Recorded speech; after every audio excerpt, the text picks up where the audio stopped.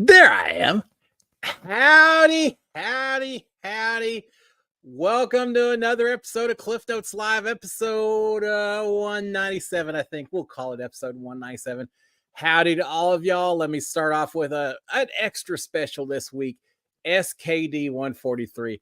Love my wife, love my kids, love reality TV, especially Big Brother. But even more than that, love you guys that come out here and hang with me every Monday night. It means a lot. We're a pseudo kind of fun little online family, right?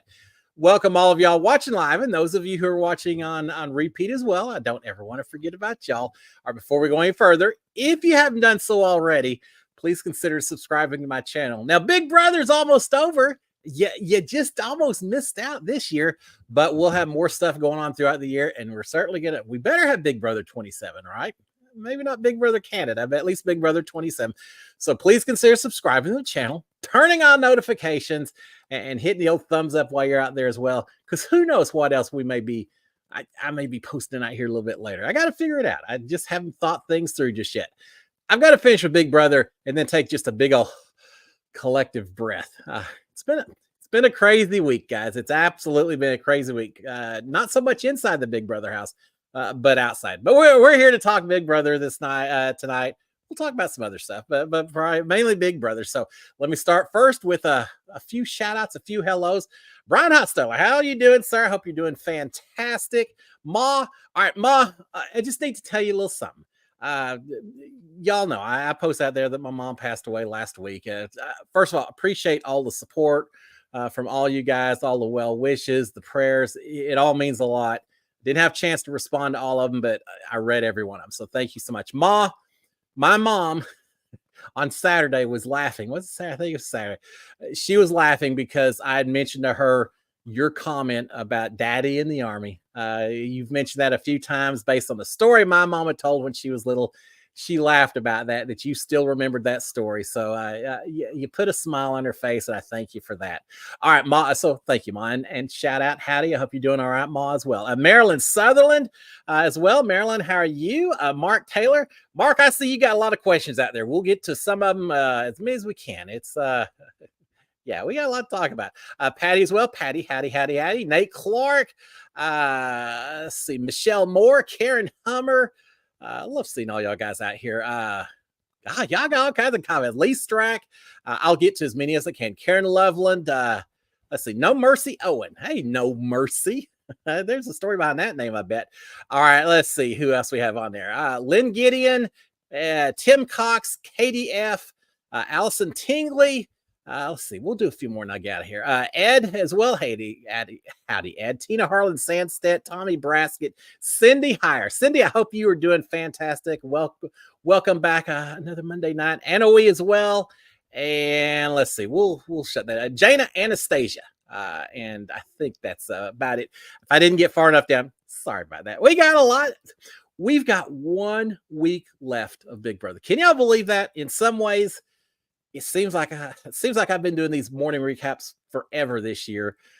More so now with it as slow as it is, and especially with all the other stuff going on in life and all that. But on the other hand, it doesn't seem like it was that long ago that we had Crazy Eyes and Glitter Lisa and some of those early people. You know, there's some seasons that you don't really remember the pre-jury that much, right? I guarantee you there's a couple of people, if you asked me to name last season Big Brother 25's cast, there's a couple of people that are pre-jury I probably would forget. I don't think that's going to be the case that season. Even this season, even the people who went home early have quite the stories to tell. I mean, Tucker and Lisa and Matt, they're just a lot of etc. I mean, we've had characters from start to finish. I am curious to get y'all's thoughts, not just on who you think will win, who should win, but what do you think about the cast? Did they pan out the way you expected them to? We'll do a recap episode after it's all over, but I'm kind of curious to get your thoughts as well, along with all the rest of your questions. So real quick, a couple of things to look at. Mark Taylor is saying, well, let's see. Well, we'll do Brian's and I'll come down to your Mark. Brian is saying, if you had the chance to pick final two, do you take your final two or do you take a player you would beat? Well, that's the big question every year, isn't it? I will say this. I was lucky in my season. I would have taken Nicole. Gosh, I don't know. Yeah, I would have taken Nicole Anthony no matter what. But I did think that I had a good chance to beat her. And I think if you ask Nicole, she would probably say that she felt like she had a chance to beat me. I certainly would think we probably thought we had the best chance to beat each other as opposed to anyone else. So we didn't have to worry too much. Of course, it didn't matter anyway because we didn't get there. But I think if we'd gotten to the end, we would have been pretty confident in each other that we would have taken each other. So I didn't have to deal with that. It wasn't a situation like 16 where you had Cody and Derek. And Cody was faced with that decision of, do I take Victoria, which should be a slam dunk win, right? Instead, he took Derek. He lost. You're talking $500,000. Now you're talking $750,000. It is easy to get caught up in the emotions, the friendships, the loyalties, everything that you see inside that house that makes you want to work with your final two, whoever that may be, your ride or die. But sometimes it is important, I think, that you take a step back and say, my family could really benefit from this kind of money. I could really benefit from this kind of money. So at the end of the day, I think you got to take whoever gives you the best chance of victory. Now, if it's kind of 50-50, if you don't really know for certain, then you stick with the loyalty. You stick with the person that you're going to be friendly with and all of that. I mean, you don't screw people over just for the sake of screwing around. Yeah, but if it truly came down to a situation where you thought the only way you could win this is to cut that person you've been loyal to, I think you have to. Now, that's the logic side of me talking. The heart is a whole different beast. You would feel so horrible. God, it'd be terrible. We may be facing that this week, right? You've got theoretically Mackenzie, who, first of all, spoilers in here. There hadn't been anything going on. I don't think you're really going to need to hear a spoiler alert, but I would think that Mackenzie probably will be sending Rabina home. So you'll have Mackenzie and Cam and Chelsea. If Mackenzie wins the final competition and has to choose between Cam and Chelsea, who does she take? It certainly seems like her loyalty is more to Chelsea, but Cam seems like an easier pick as well. We'll see. Nate Clark is saying, all right, anyone else get it? Nate, we're thinking the same way here. Nate's saying, do you think Cam will take MJ or MJ take Cam? And then Chelsea will beat anyone in her final two. MJ needs to take Cam. I agree with you, Nate. Exactly what I was saying as well. We're on the same frequency here. I think Chelsea beats anyone for all kinds of reasons. I think Chelsea's played the best game. She said a while back, she said it a couple times when we heard her practicing her final two speech, and she's going to say it if she gets there. She better get there. Saying something about, even when I wasn't in power, I had influence. My words influenced other people and helped guide some narratives and some actions and all that. And she's right. She was the most insulated this season. She's controlled the game, I think, more than anyone else. Now, there's other people who've had impact, like Angela. She kind of, because she had her crazy moments, Tucker went out because of that. There's other people. We had Chemo and T-Core and Rabina, who at one point flipped and got Tucker. There are other people who have affected the game. But in terms of strategic planning, I just feel like Chelsea has done more than anyone else. So, yes, I think if Chelsea's there at the end, she deserves the victory. I think the voters give her the victory. So yes, Mackenzie has a difficult decision. She can either take Chelsea and potentially hit the loss with it, or take Cam. I'm sure Cam is a fantastic, nice guy. He seems very friendly. I'd love to hang out with him and quiz him a little bit here and there and just get to know him outside the Big Brother house. Because you don't really know anyone until you get outside the house and they can speak more freely and all. But I'd love to hang out with him and get to know him. But in terms of voting and building your resume, he's played himself into a second or third place finish, I think. And that's it. So yeah, Mackenzie needs to cut Chelsea and take Cam. I don't know if she will. Is it because she is willing to place loyalty over winning? I don't know that that's the case, because I truly don't think Mackenzie realizes that Chelsea, maybe she does, that Chelsea is going to get so many jury votes. I think Mackenzie feels like she's got her own story. She feels like she has enough competition victories, and she's going to use that along with, I was the lone wolf. I didn't have anyone to work with. I came back and I survived. She thinks those two are going to get her enough jury votes. Well, we've already heard T-Core and Rabina and Chemo and some of these others saying that it's not this season. They don't think the vote should be about competition wins. They think it should be about relationships. which means that Chelsea probably would get the vote over Mackenzie. So it's gonna be heartbreaking if Mackenzie does have the option and she takes Chelsea and then loses the thing. Remember how upset Paul was when he lost to Josh or to Nicole, either one, that he realized that maybe it didn't go quite the way he thought. We're going to see Mackenzie, I think, the same way if she loses to Chelsea. We'll see. She may not have a chance. It may be Chelsea that wins this thing. And if that's the case, I think Chelsea, she said that final two is Cam. And I think she's strategic enough. She may cut Mackenzie and take Cam with her. She wants that money. So I'm thinking she takes Cam. I'm thinking Mackenzie probably takes Chelsea if either one of them gets control. We'll see. We only have one more week and we're going to find out. All right, Mark Taylor, would the game be the same if Tucker was still in it? It would be an incredibly different game. Now, first of all, I don't think, even if he hadn't gone out when he did, what was that, week 4, 5? Yeah, I guess it is. Seems like a long while ago when I think about that. But even if he hadn't gone out then, I just don't think he would have lasted to this point. If for no other reason, if he continued to play the way he did, would he have been treated like Michael Brunert from a few seasons back, where they cut him loose at the double eviction because he was such a threat? Yes, I think eventually he was in a no-win situation. The more he won, the more dangerous he looked. The first time he didn't win, people were going to be taking shots at him. He came out too fast, too hard, making too much of a difference. And I just don't think there's any way he could make it to this point. But having said all that, if he had made it here, yeah, it would have been completely different. He would have been so powerful. Everyone would have been afraid to go up against him. Everyone would have just basically kowtowed to him. He probably would have just controlled the whole game, not just the gameplay, but not just the comps, but everyone would be too afraid to cross him. So everyone would be trying to work with him or whoever he was working with.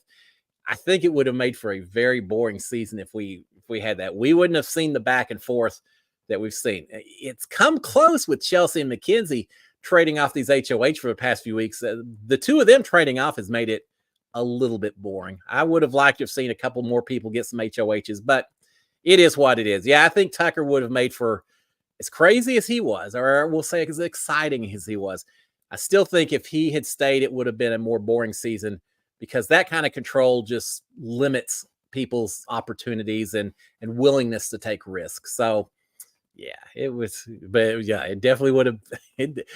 If he had made it this far, I have a feeling that us as viewers, half of us would absolutely love him and half of us would absolutely hate him to the core. There would be no in between. One way or the other, he would have quite the divisiveness in the viewers, I think. All right. Do you think Rabina is deserving to go home over Cam? And Patty said Cam or Rabina shouldn't be standing at the end. Yeah, I think that was it. Do you think Rabina is deserving to go home over Cam? That's tough. Do Cam or Rabina deserve to be there at the end? No, neither one of them. That nice, friendly people. I'm not judging character at all, but in terms of gameplay, no, they haven't done anything. And how do you compare the sofa to the chair? That's probably mean. I shouldn't say it like that, but neither one has had a lot of influence. They haven't. Rabina won that one competition. Now she almost. Here's the thing. Do y'all remember Rabina lost by a millisecond to Mackenzie on that one game where they had to roll the ball up and land balls on the central ramp and all? Mackenzie just barely won that thing. If she hadn't won it, she would have gone home. Rabina would have been off the block. It just could have been a different season for that. But other than Rabina winning that one game of crawling all around the monkey bars and unraveling the rope, which did save her, other than that, she hadn't won squat. Cam won one BBAI arena to save himself. Other than that, they haven't won squat. Neither one of them. And it's not just that they haven't won anything. It's also the fact that they haven't really done anything to influence the game. Now, I know Cam was talking to Mackenzie saying, "Oh, I've been loyal to you. There's times where I could have turned against you or Chelsea and I didn't. And I didn't. I stuck with y'all." And that's all fine and good. And there's something to be said for that. And for that reason alone, maybe I take Cam over Rabina. Maybe. But at the end of the day, no, they have. Mackenzie put it the best way, and I tend to agree with this. She said this last night. She said, I have spent the last 3 months working my rear end off every single day in this house to try to get to where I am. And Rabina and Cam, they've just spent the last 3 months hanging out, having fun this summer. And I think there's something to that. They have not done a whole lot to further their position. Rabina spent way too much time talking to Chemo and T-Core instead of actively doing other stuff. Cam just did whatever Cam does. I will say this. I'm not going to rag on Rabina completely. I will put out one point that a little bit of respect to her. As much as I dislike this gameplay, respect to her for taking advantage of it. She talked about what she maybe would say to a jury, talking to herself.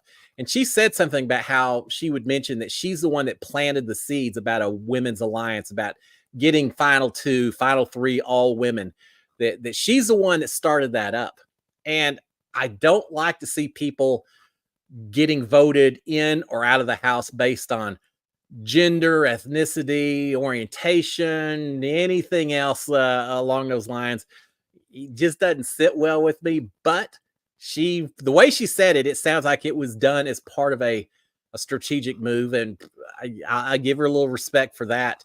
That she did realize that trying to create a common bond could protect her further. And I can't really argue too much about that, because I tried to do the same thing in my season with Jessica and Sam. They were both parents. I'm a parent. So you look for any kind of thing that'll advance you a little bit further. And she did it with this all women's.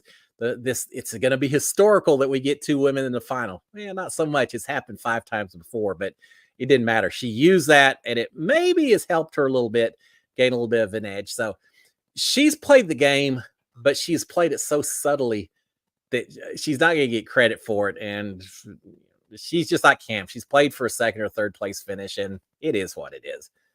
All right, let's see what else we have on here. Karen Hummer, who will be America's favorite house guest? Y'all tell me. Who do you think? I do not know who I'm going to vote for yet. It seems to me, when I look at social media, there's a lot of people. There's casual viewers. They're all going to be voting for Tucker as America's favorite. And then there's a whole nother group that's saying that they're going to vote for Angela, or maybe they're going to vote for Leah. I've heard those 3 names mentioned perhaps more than anyone else. Here's what I'm thinking. I think the people that would support Angela probably are the ones that also would support Leah.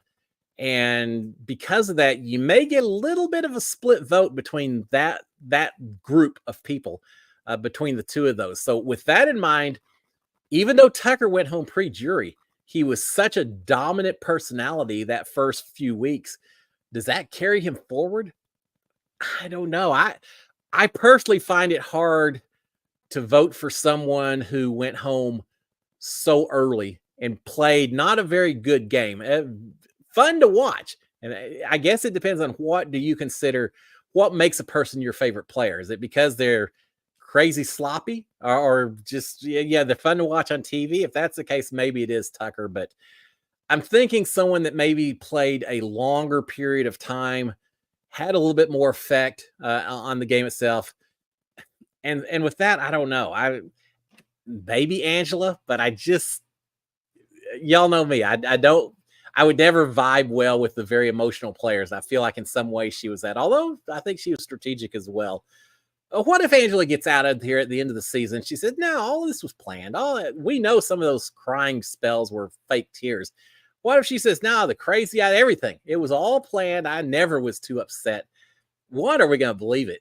2, it's going to increase her gameplay a lot in my eyes if it turns out it was all just part of a big old bit. But yeah, I don't know who's going to win. If I was betting on it, I would maybe say Tucker. I think production wouldn't mind seeing Tucker win. I don't know. I think Tucker or Angela, one or the other. Leah's kind of the dark horse, and Leah's kind of fun. I would be perfectly fine if Leah won, just because she surprised me. If nothing else, the fact that she surprised me, that she played a stronger game and was more fun to watch than I had expected. That alone maybe is enough to make me send her a few votes. Not all of them, some of them. I don't know. What y'all tell me, because I'm really torn. I guess maybe we'll see this last few days and decide, because I don't know. I don't know that any of the house guests in this house, I feel so strongly it's just, oh my God, they've got to get America's Favorite this season. But there's not really that many people who I say, not a chance in the world do I want them to get it. There's a few, and I'll leave those names for y'all to figure out. But there's a few who I don't think deserve any kind of accolades at the end. Not because they're evil people, just because they didn't do anything. All right, let's see. What else we got? Michelle Moore said, are you really on a hammock now?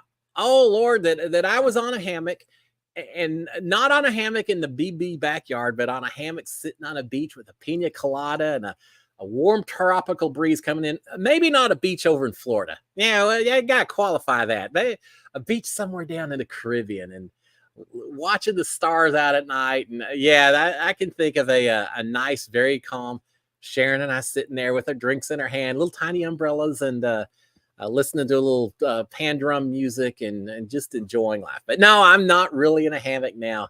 I was while I was in the Big Brother house. I love that hammock. And I know some of y'all are saying, why you ask that question? My teaser, my little reminder on my YouTube story had me in the hammock. It's one of my favorite pictures that it was snapped, I guess, just part of the live feeds of me in the hammock, just laying back, my arms up, not a care in the world in the Big Brother house. I saw a lot of people last night that were all laying in the hammocks. Last night was the last night for the backyard, not just for whoever goes home this week or gets booted, but for everyone. It's shutting down from this point on. So we had a lot of people. Rubina was out in the hammock for a while. Mackenzie and Chelsea were out in the hammock for a while. Not so much Cam. Cam was just kind of inside moping a little bit. But everyone else got their chance to enjoy the backyard. I remember before I went in the Big Brother house, the idea of laying out on the same hammock that Fessy and Haley and some of these other Rockstar, all these different people had lain in, was pretty cool. It's like, oh my gosh, forget the Big Brother house. I know I'm going to know I've arrived when I'm actually able to lay in the Big Brother hammock. But for some reason, before I got in the house, I always thought the hammock was up in the area right up near the entrance of the Big Brother house. I thought you just like walked outside the Big Brother door, hung a right, and the hammock was right there, kind of where the washer and dryers and the pool table is. I just was all screwed up with my geography, I suppose. I got there and looked out. It's like, God, that hammock's a long way away. But yeah, no, I'm not in a hammock now, but it sounds pretty good. Once the season's over, I may just go right past the hammock and just go straight to bed and just get 2 or 3 weeks of just a lot of sleep and just recharge an old tired out body here. All right. Allison Tingley is saying, heard you mention a rule book being in the Big Brother house. Can you talk about what is in it and when you had access to it? Sure. First of all, I think we had access to it pretty much all the time. It was always in the storage room on one of the lower shelves, little black binder, very boring. There's nothing exotic in it. There were several pages with escape routes. If there was a fire, anything like that, it showed, if you're downstairs, you could exit through the storage room. You could exit through the, where else was there? Through the backyard, obviously, through the front door that you came in. But there were a couple of places like the storage room had a big red button. The door was locked, but you could push a big red button and escape that direction. Now, they always told us, if you ever push that red button and it's not an emergency, you ain't coming back. It's not to be screwed with. But they had escape routes. Upstairs, a lot of y'all don't realize it's too late this season because they've shut down the have not room. But next season, look at the have not room. And as you walk into the room on your right-hand side, there is a door. No doorknob to it. You can just barely see a crack around it. But that's basically an emergency escape for the have not room. And I know when Ovi and David were in Camp Comeback, they actually saw that and they thought it was like a secret passage that maybe if they went into it, there was some kind of hidden power they could go in. So they tried to open it up, and Big Brother came over speaker and said, stop that. And they quickly realized, no, we're not supposed to go in there. But yeah, so the binder has emergency exits. There's a page or two about how to charge your battery pack, what to do as far as getting up in the morning and switching out your battery and things like that, how to make that work. there was a page or two just on rules, like no house guest can be sleeping after the wake up hour. No one should sleep before 10 p.m. There'll be no singing allowed, no napping, no cursing. There's no rule about cursing, but all the rules about what you had to follow. No singing, no humming, no whistling. So a whole lot of rules, couple of pages of that. And then I think there was a section talking about have-nots, and then just some general gobbledygook about in coming into this house, you've agreed that things they can treat you however you want and all this and that.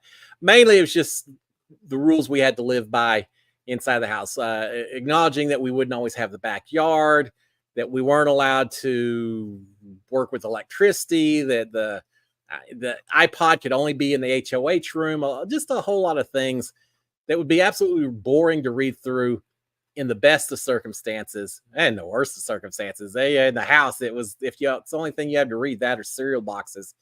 I read through it way too many times, but yeah, just stuff like that, just general day-to-day housekeeping operation type stuff. All right, let's see what else we got here. No Mercy Owen. Hey, No Mercy saying Quinn was the best, so funny, and he and Lee are cute. I would be fine if he got America's Funniest. The only thing that puts a little bit of a kink in Quinn's armor, so to speak, as far as votes go, I feel like he had a bucket list. I just feel like Quinn came in and said, I'm going to make a big move. I'm going to do a punishment. I'm going to cry. I'm going to, I don't know, just name 10, 15 things that you think of when you think of house guest inside the Big Brother house. And I just feel like he was trying to check all those things off as he went down the list, which fine. This is, 99% of us, it's a once in a lifetime experience. And so enjoy it while you can and all that. Quinn was a strategic player, not a perfect player, but he did play strategically. He did try to have fun with everyone. He was friendly to everyone. Even Angela, they had their beef back and forth, but I think it's a beef with a certain amount of respect. So yeah, I came in saying that Quinn was going to be my absolute wild card. I didn't know if he would be the first one gone or the last one standing. I just couldn't get a read on what kind of person he was going to be in the house, and he pleasantly surprised me. I think he did a little too much. He had his hand in too many fires, so to speak. But yeah, I think Quinn was fun. I think Quinn is going to get lost though in so many other big personalities. I think we remember the pre-jury. Quinn and Joseph, as strong and as much as they played the game, because of when they got booted out, right there, just after the jury started, people aren't thinking about them as much. Now, maybe when it's America's Favorite and they see their picture up on the screen, they'll send them a few votes.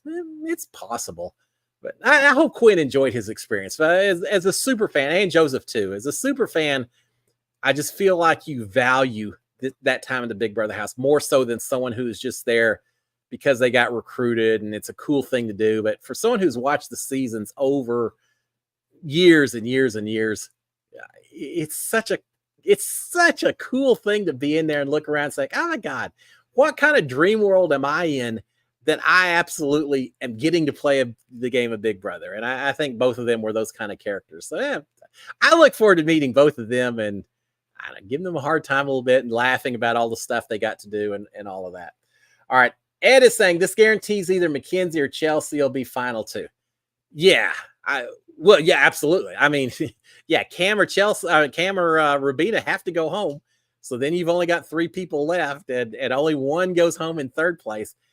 If I was guessing, I think it could be Mackenzie going home in third place and you'll have Cam and Chelsea as the final 2, which again, I think will make for a fairly boring finale night. But yeah, at least one or the other is going to make it, as they should. They really both should make it to the final 2, Mackenzie and Chelsea. They deserve it. They've played the game, but either one of them wins, and I'm going to be happy for them, and I'm going to feel a little sorry for the other person. That's just the way it is. I thought they did a pretty good job this season. All right, C. Garbino. Hey, C, how are you? Thank you for another wonderful Big Brother Cliff Notes. Well, you're welcome. I appreciate the support. It sure makes watching a lot more fun. Well, I appreciate the support from start to finish this season. A Texas Service Dog Team. Hey, I like that login name. This is my first season watching. I like it so much. I should started watching your season. Well, good. So bear with my season. I've had people say that the first half, the pre-jury, not as much fun as the second half. I particularly like. Well, I don't want to spoil anything for you. I'll just say there's a few days there in the middle I enjoy. But yeah, good. Well, thank you. I appreciate it.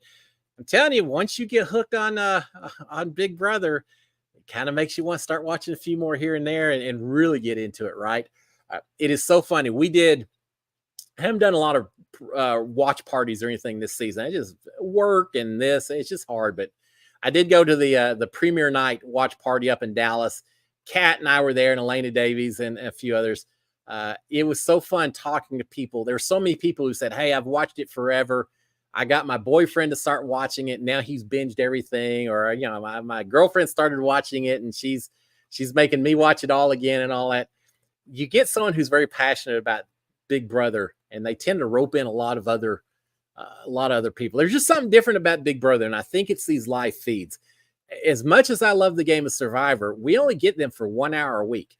So it's tough to develop. Yeah, you have your favorites and all that, but it's tough to really feel like you are part of their life and they're only there for 29 days versus 3.5 months for us. I watch it. I mean, I feel like I'm part of some of these people's lives. I know so much about them after such an extended period of time. And so I know people felt the same way about me and my season as well. It just creates a different kind of fan, I think. A much more passionate, much more permanent type of a fan of the show because of that. It's just different. I love it. If you'd asked me 20 years ago, even 10 years ago, would you rather go on Survivor or Big Brother? I would have said Survivor in a heartbeat. I don't want to hang around with a bunch of knuckleheads for 3.5 months, but having done it, what an experience. What an interesting concept for a show. I think they'll talk about 30, 40 years from now. They'll be saying, yeah, remember that phase where all of TV was reality TV? They had one where there were TV cameras on you 24 hours a day. How weird was that? Oh, yeah. Of course, 30 or 40 years from now, cameras on you 24 hours a day may be completely normal for everyone, whether you want it or not. Ladies and gentlemen, George Orwell in 1984. I'm gonna promote that book again. If you haven't read it, read 1984.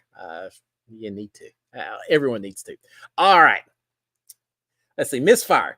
It's my birthday. I'm at IHOP. All right. Well, a double celebration then, Misfire. First of all, happy birthday to you. I hope you have a fantastic day. You're at IHOP. I hope you're looking at the Rudy Tooty Fresh and Fruity menu or stack of pancakes. I love me some pancakes. I don't get nearly enough pancakes. Probably just as well. I did cook pancakes while I was inside the Big Brother house, and I tried to. Let me tell you a little story about my mom.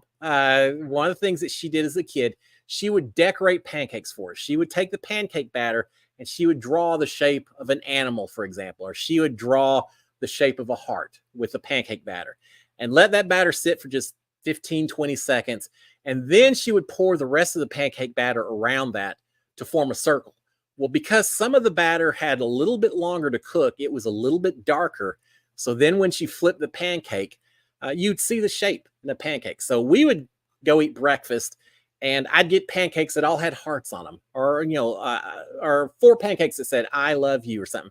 And so I guess that'd be 3 pancakes, but y'all know what I mean. So she would do a little shapes on it. It's my mom doing a little extra to show how much she loved us.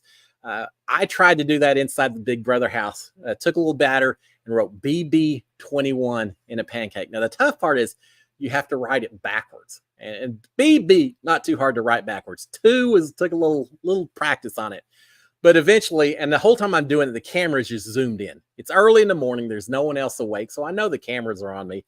And I took forever. I kept messing up. I finally got a few pancakes that said BB21. And I held them up to the camera and said, yeah, here you go, guys. And I was proud of it. It was cool. Probably there's a live feed out there somewhere of it. But yeah, those are on BB21 pancakes.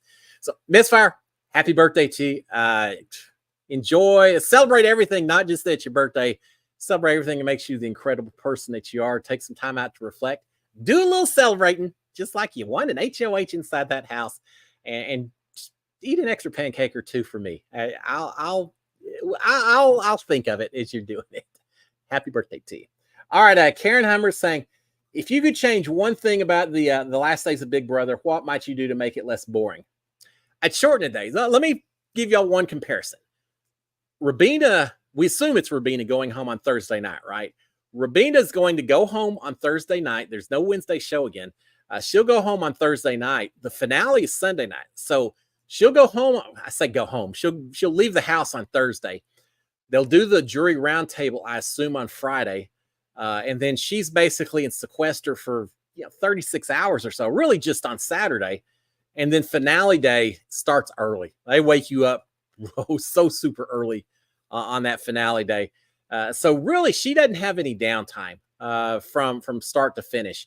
With me, I went home on a Thursday or was evicted on a Thursday. Finale night wasn't until the following Wednesday.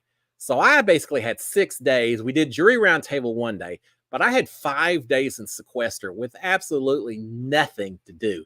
And that was horrific. I would have killed to have just a day or two like Rabina's going to have.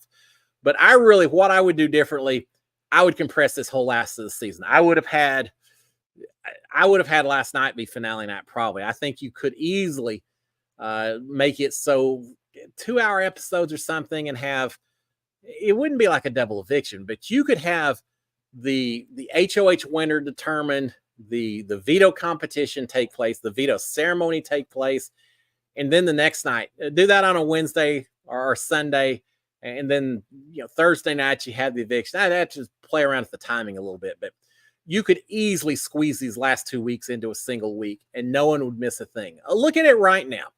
There is nothing going on. It's Monday night, and there is nothing going on in that house until Thursday night.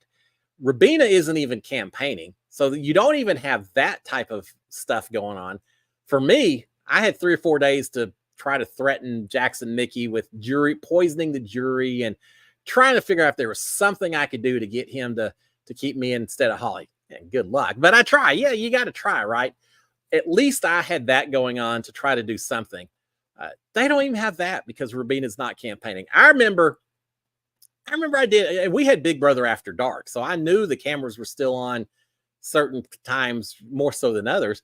I remember one night we couldn't find Orwell. I turned it into a whole skit. It's like, where's Orwell? Oh my God, he's been murdered. Someone took him for his feathers, and ran around the entire house and just acting goofy and silly. And cameras followed me everywhere. So and then later productions said, oh, we're all laughing about that, Cliff, and all, which made me feel good. But I was just bored. It's just, there's only so much time you can stay in the boat room with your legs kicked up, wondering what your family's doing. After a while, you just want to get out of the house. I would shrink it way, way down. All right, Karen Burley is saying Rabina is convinced she's safe. Isn't that something?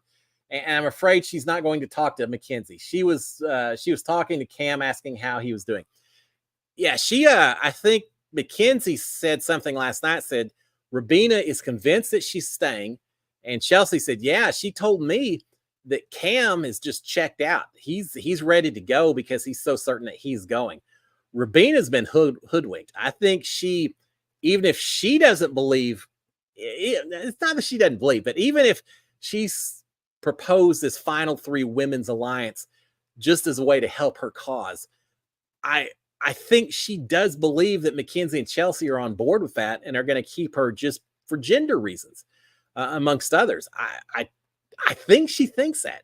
So she is going to be in for quite the rude awakening come Thursday night. I think she'll handle it okay. I can't believe that she would be that convinced. And I think as we get closer, it's hard to hide your feelings in there, and she'll start thinking that maybe things aren't as certain as it seems. But yeah, she thinks she's good to go. Which, even if you think that's the case, would you not be in talking to Mackenzie and saying, hey, us girls, we got to stick together. You know what I mean? I know Cam's in your ear, but, there's 4s in here. One of the 4 is not quite like the other, right? Yeah. She's not doing any of it. And I don't know if she's just not certain about how to have the conversation, or that she's going to wait until it's last minute, which a lot of weeks in Big Brother, you don't start campaigning too early because people get a little irritated if it's Sunday and you're already in talking, because then they're thinking, God, I had to deal with this for 4 days of this person in my ear. And it's okay to wait a little bit longer when you've got a lot of people in the house and there's a lot of other conversations going on and plans and strategies and all that. But when there's only 4 of you in the house, you got to just go in. You don't have to be some long drawn out conversation. Just go say, hey, do we need to talk? Where's your head at? I'd love to tell you why I think I would help your game. I'll spend 10 minutes. That's all of it. Just give me 10 minutes just to get you to think about some things, Mackenzie. And then I'll go off and we'll fix, we'll fix some pancakes or whatever. But she hadn't even done that. Rubina has just decided that she doesn't want to talk game at this point because it's out of her hands, and she's just going to leave it to Mackenzie. You can't ever think that it's out of your hands. You always should have a little bit of an influence. Even if you don't, pretend that you do. She's not doing that. She's just playing it differently. Heather Van Hartpal is saying Rubina has more friends in the jury house than Cam. Yeah, absolutely. And Cam used that as a pitch to Mackenzie. Rubina's not campaigning, but Cam certainly is. Cam told Mackenzie, said, look, I've been loyal when I didn't necessarily need to. He said as well, Rubina's much more set up in that jury house. Mackenzie even said, and I'm not sure she really believes this, but she said, hey, if it's me versus Rubina in the final 2, Rubina's probably going to win. And I've tried to count up the votes, and I don't quite get the votes for that to happen. But it's possible. If Rubina's up there, she's getting T-Core and Chemo's vote right off the bat, right? That's 2 out of the 4 she needs.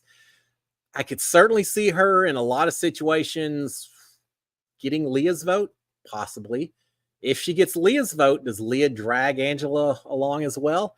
Potentially. If she's up, especially now with Mackenzie, maybe it's tougher to take those 2 votes away from Mackenzie. But if it's Chelsea, Leah and Angela were not huge fans of Chelsea. They felt like she was the leader of the opposite side. They could potentially flip over, because remember, it's not just about what was happening inside the house. It's the fact that for the past few weeks, you've got Chemo, not so much Chemo, he just left, but you've got T-Core talking to people and really playing up Rubina's game and strategies. And you're now having T-Core and Chemo in there saying, oh, Rubina, don't underestimate her. She was the one that was planning all this. She's the one that suggested this or that. There's a lot of things they can do inside that jury house that could sway other people. That's what I was worried about. It was so hard making that decision between Tommy and Holly as far as who to send out the door. But one of the things I did think of was the fact that Christy was in the jury house already. And as tight as she and Tommy were, I just found out that they knew each other outside the house.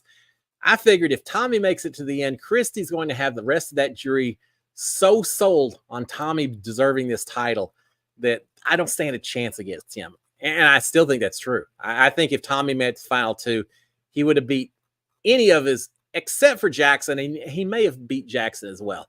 But yeah, Tommy was definitely the biggest threat, I think, from a jury standpoint. Jackson Mickey from a comp standpoint, not from jury. Jury wasn't a big fan of his. It was, did they respect his game enough to vote for him even though they didn't like him? Well, I thought there was a chance that Tommy could win the jury on that too. So yeah, you got to think about that. And Rubina definitely has more friends on the jury.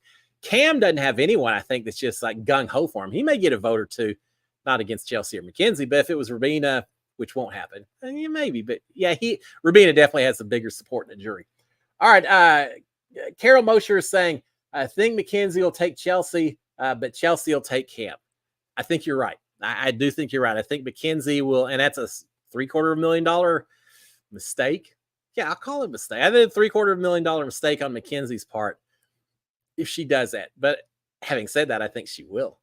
And unfortunately, it's all fine and dandy, and Lord knows Chelsea's going to feel awful gracious and happy for Mackenzie, and will pledge undying loyalty and love and friendship and everything else. But once you get out of the house, you go back to your friends and family, and it's just, these relationships are temporary relationships. Now, having said that, I have some absolute true friends from my season that I am proud to call friends. I think they would say the same thing. spread out across this country. So it's not that friendships can't develop, but they're not family, and not in the same way, right? And so, yeah, I think Mackenzie, when she starts watching the season back, is going to realize that Chelsea has had so much more influence and control than Mackenzie ever realized. But maybe she does realize it. She has said a few times how big a threat Chelsea is, and yet she's still talking about taking her to the end. So maybe it is just pure loyalty, which I will respect and be critical of both at the same time. In the real world, I think that's an incredibly fantastic trait to have. In the game of Big Brother, not so much. All right, let's see what we got here. 7:50. That goes so quick. Patty is saying, "Are you hoping Mackenzie wins?" I'm trying to. I've got my own biases because she's from Houston. She can't be more than 5 or 10 miles from where I live, just across a highway. She's an Aggie. So we have a lot in common. And so, yeah, there's certainly a part of me that is cheering for Mackenzie. I also love the fact that she really did start off as kind of a lone wolf, an underdog, and had to fight her way back, because I feel like that kind of reflected a little bit of my story in some ways. So from that standpoint, yes, I'm cheering for her. But in all honesty, I think Chelsea's played the better game and is more deserving. So I'm not really going to cheer against Chelsea or for Mackenzie, as long as the two of them, and it's rare that I get a final two where I am perfectly fine with either one of them winning, where I don't really care. But I'm probably in that situation at this point in time. If you ask me who deserves it, I'm going to say Chelsea. If you ask me who I want to win, but I don't know. I really am torn. I want to see the best player win, even though there may be people that I feel more connection to school wise and all that. Chelsea deserves this thing. So it's if they make it the final two, I'm a happy camper. That's the way karma is, and that's the way it should end up. They fought harder than anyone else in this game. All right, Michelle Mills is saying, I don't understand don't understand feeling obligated to take someone over another. I would take the easiest to beat. They have only known each other for 3 months. You're right. I mean, looking at it from the outside looking in, you're absolutely right. It makes zero sense. All I can say is that you spend so much time in that house with one another.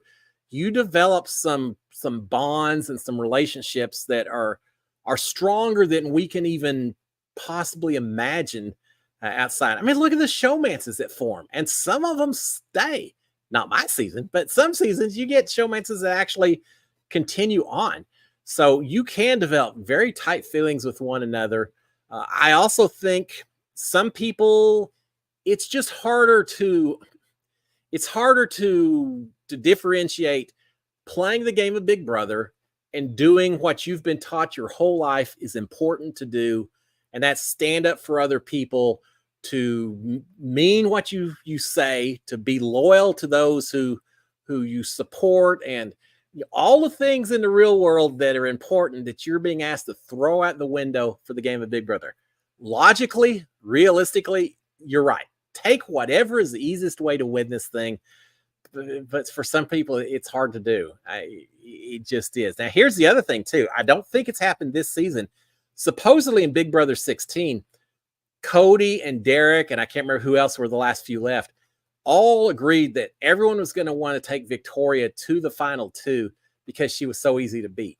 And so allegedly, I've never asked them about this, I don't know for certain, but allegedly, they all agreed that if any one of them took Victoria to the final two, everyone else would vote for Victoria to win it. They would punish the person for doing it, which I thought was a brilliant idea if you're worried about that. I don't think that's happened this time, but I did hear that happened. So there may have been incentive for Cody to take Derek beyond just who he thought he could beat. All right, let me take a real quick moment. Mr. Tim Cox, thank you, sir. I see your super stamp out here. Thank you, sir. I appreciate it. Y'all know I do this as a labor of love. I would do it if I got 5 views and no one pay. I do it just because it's fun. I watch the live feeds anyway, so it's a fun way to document it all. But Thank you. And Tim, thank you for that extra little bit of support. It means a lot. He says, thank you for another great season, Cliff. I appreciate it. I absolutely do. I couldn't do it without Big Brother. Yeah, I can only comment about what's going on. I'm rather happy with this season. Gameplay, we'll talk about later, but gameplay, I feel like there wasn't enough strategic gameplay taking place. I think from an entertainment value, the cast did not let me down. From a strategic, brilliant, masterful move standpoint, they kind of let me down. A little too many kumbaya moments inside the house with this group of house guests. So not a perfect season, but I have enjoyed the season, and I've enjoyed going back over it with y'all and trying to quickly recap these things and let y'all know what's going on as well. And I love these Monday nights as well. So Tim, thank you, sir. I appreciate it. I hope and absolutely plan on being back next season to do it yet again. So again, your support is absolutely always appreciated. All right, let's see. Tommy Brasket, does the fourth place go to Jury House? Nope. At least they did in my season. I don't think they do that. I know they don't this season. Now, there's not enough time to get you up in the hills, wherever the Jury House is, up in the Hollywood Hills somewhere. Yeah, you don't do it. You go. I don't want to go into too much detail because I guess CBS still owns my soul. But once you do the jury round table on a Friday night, you're sent to a sequester spot, and you stay there until finale day.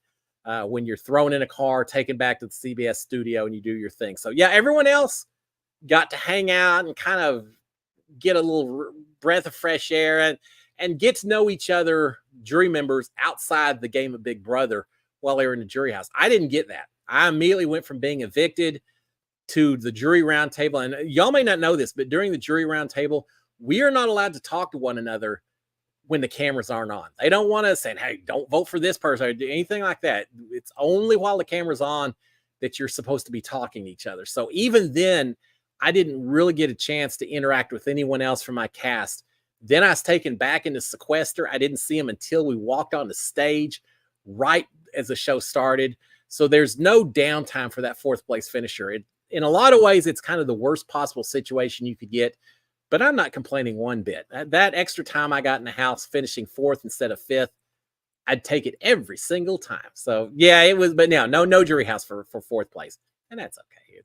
It would have been cool to see the jury house just for a day or so, but yeah, they didn't do it. They just said, yeah, you're just going to be parked at your sequester spot. And we'll come get you in a week.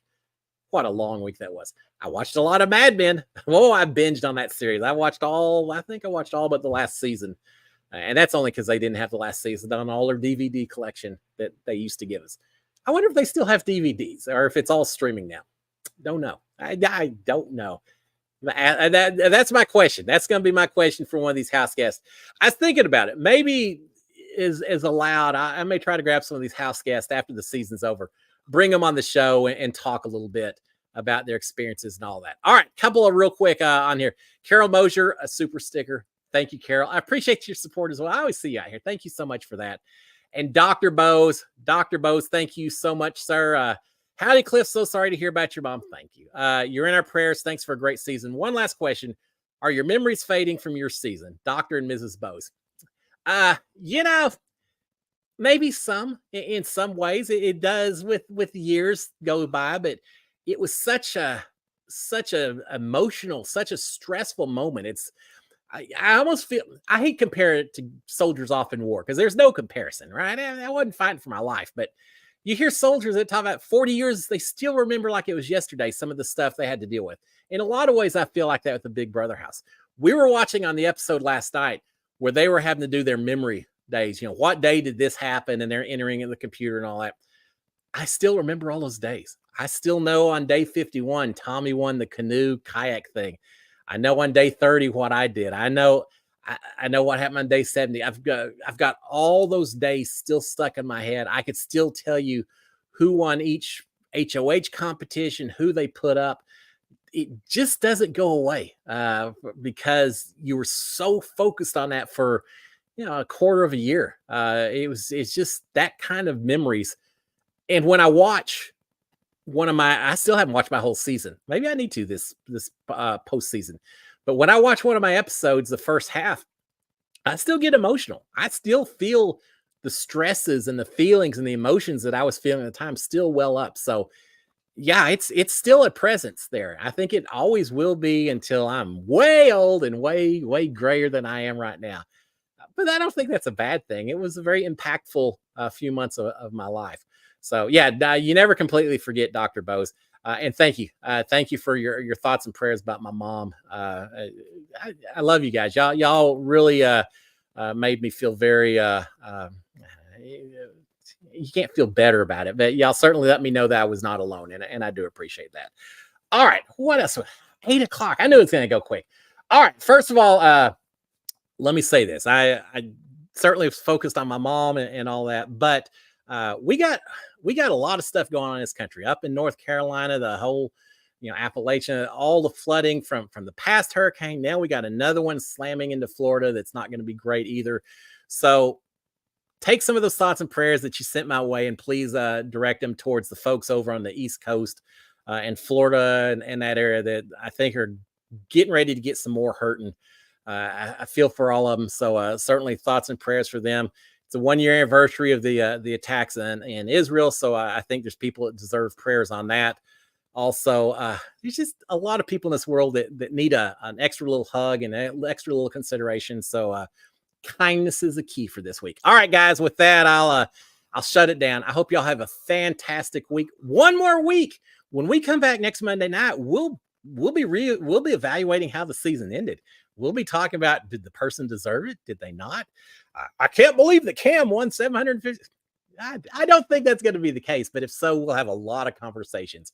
But y'all have a fantastic week. I'll still be doing the morning recaps. They may only be 2 minutes long based on these four, but I'll try to do the morning recaps. So stick with me on it as we finish up this season. And I will see y'all next Monday. Until then, please consider subscribing to my channel, turning on notifications. Thumbs up is always appreciated. And I'll shut it down with an SKD 143. Love you guys. Thank you so much for your continuing support on Monday nights. It means a lot to me. And I love hanging out with y'all. Have a great Monday. I'll see y'all next week. Until then, cheers, my friends. Bye. Bye, guys.